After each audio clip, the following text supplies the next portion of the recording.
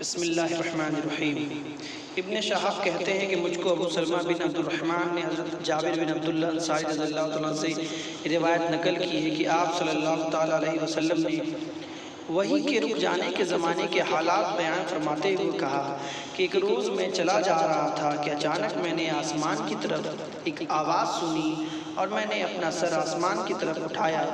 کیا دیکھتا ہوں کہ وہی فرشتہ جو میرے پاس غار حرا میں آیا تھا وہ آسمان و زمین کے بیچ میں ایک کرسی پر بیٹھا ہوا ہے۔ میں اس سے ڈر گیا اور گھر آنے پر میں نے پھر کمبل اوڑھنے کی خواہش ظاہر کی۔ اس وقت اللہ پاک کی طرف سے یہ آیت نازل ہوئی، اے لحاف اوڑھ کر لیٹنے والے، اٹھ کھڑا ہو اور لوگوں کو عذاب الہی سے ڈرا اور اپنے رب کی بڑائی بیان کر اور اپنے کپڑوں کو پاک صاف رکھ اور گندگی سے دور رہ۔ اس کے بعد وہی تیری کے ساتھ پے در پہ آنے لگی۔ اس حدیث کو یحییٰ بن بکیر کے علاوہ لیث بن سعد سے عبداللہ بن یوسف اور ابو صالح نے بھی روایت کیا ہے، اور عقیل کے علاوہ زہری سے بلال بن نداد نے بھی روایت کیا ہے، اور یونس اور معمر نے بھی اپنے روایت میں لفظ